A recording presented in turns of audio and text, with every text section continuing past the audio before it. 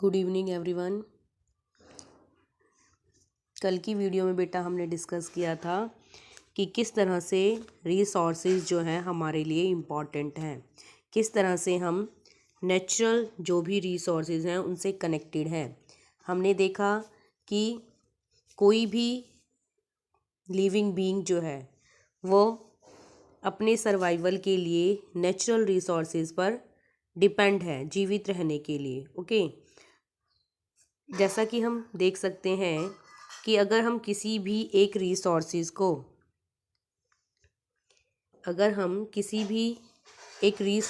को एलिमिनेट कर दें, एलिमिनेट मतलब निकाल दें, तो क्या होगा बेटा, लिविंग बीइंग के लिए सरवाइव करना मुश्किल हो जाएगा, डिफ़िकल्ट हो जाएगा उनके लिए सरवाइव करना। ठीक है, for example if water is eliminated from an area, suppose कीजिए किसी भी एक एरिया से, किसी भी जहाँ पर सेटलमेंट है, लोग रहते हैं या जहाँ वेजिटेशन है, किसी भी एरिया से अगर वाटर को एलिमिनेट कर दिया जाए, वाटर को निकाल दिया जाए, तो क्या होगा, जो उस एरिया में रहने वाले जो पीपल हैं उनकी लाइफ पर बैड इफ़ेक्ट पड़ेगा। Okay, for example if water is eliminated from an area, the vegetation, soil, animal and even the air in that area will be affected negatively। Means उस area के अंदर रहने वाले जो भी पीपल होंगे या वेजिटेशन होगी या एनिमल होंगे, ओके, सभी बुरी तरह से नेगेटिवली अफेक्ट होंगे। ठीक है, उन पर नेगेटिव अफेक्ट पड़ेगा,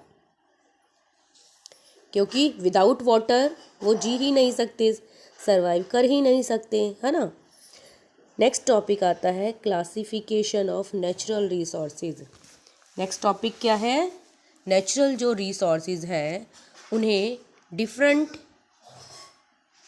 वे से क्लासिफाइड किया गया है। फर्स्टली हम देखें नेचुरल रिसोर्सेज को उनके ओरिजिन के बेसिस पर। ओरिजिन मीन्स उनकी उत्पत्ति, उनका जन्म कैसे हुआ, उसके बेस पर। ठीक है, based on their origin natural resources can be divided into two main groups.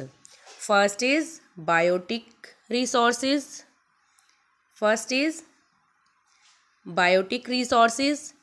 and another is abiotic resources। okay, biotic resources include natural vegetation। Biotic क्या होता है बेटा, जिसमें लिविंग थिंग्स आती हैं।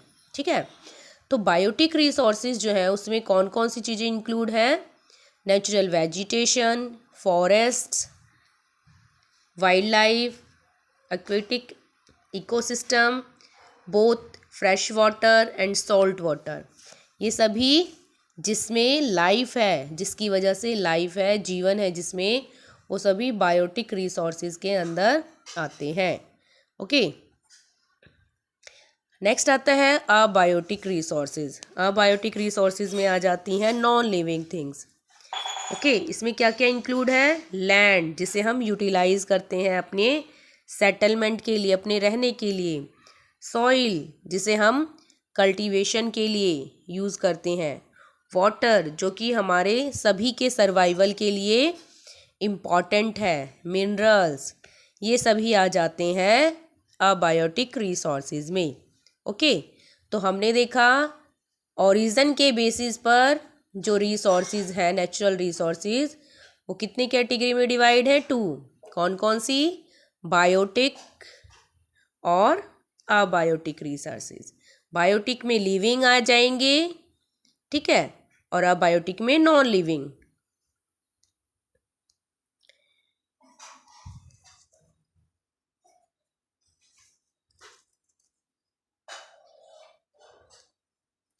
नेक्स्ट आता है स्टेज ऑफ डेवलपमेंट। डेवलपमेंट के बेसिस पर नेचुरल रिसोर्सेज का जो डिवीज़न है वो कौन कौन सा है, potential resources and actual resources. Okay, देखिए बेटा, potential resources are present around us but they are not utilized properly. This may be due to non-availability of technology or means.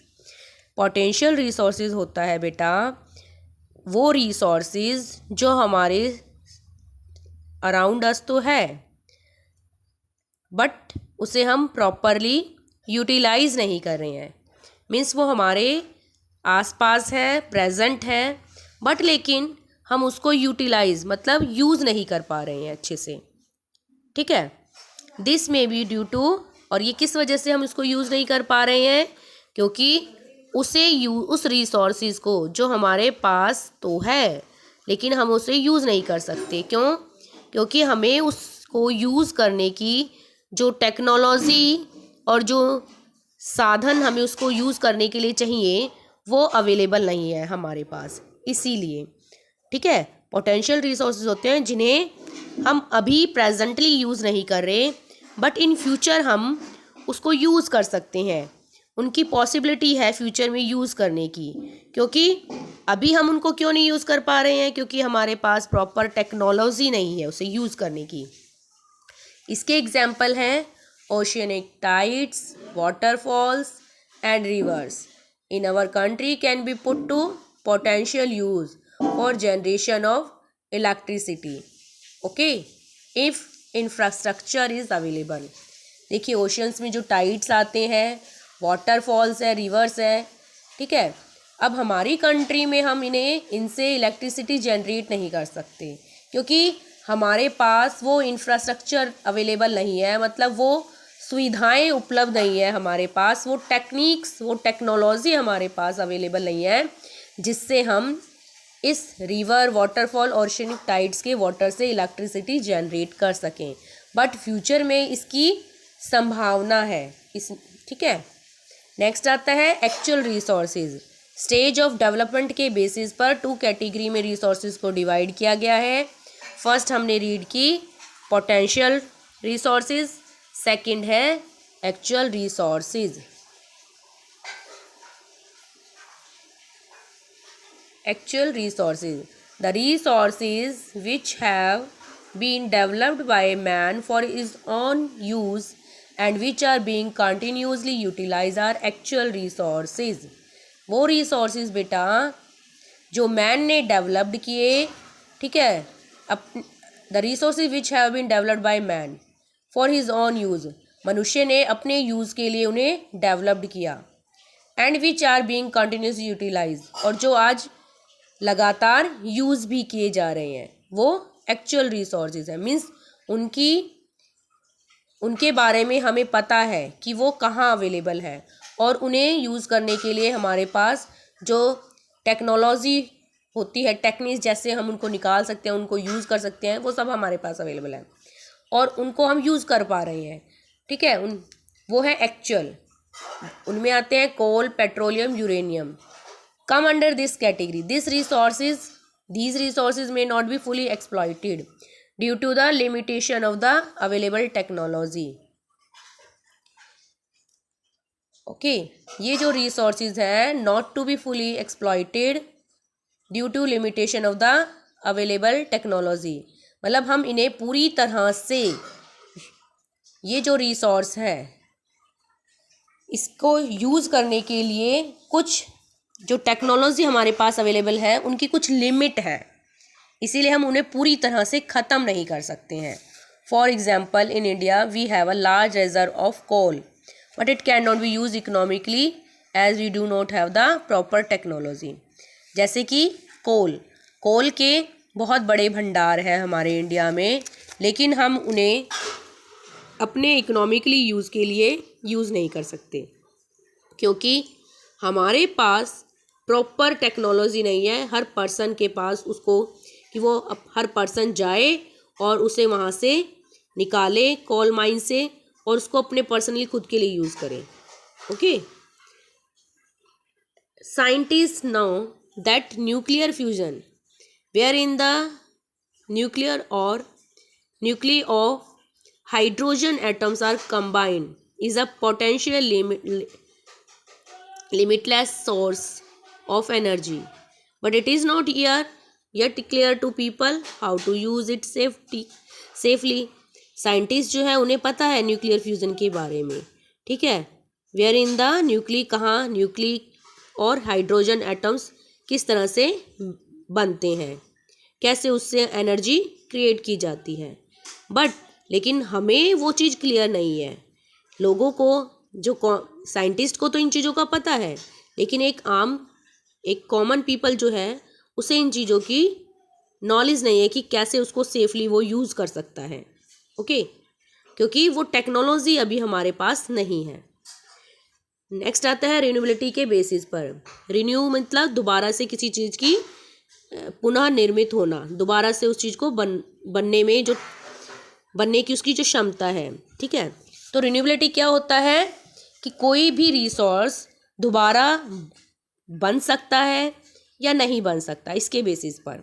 Some resources are renewable, मतलब दोबारा से renew हो सकते हैं by nature और human assisted process.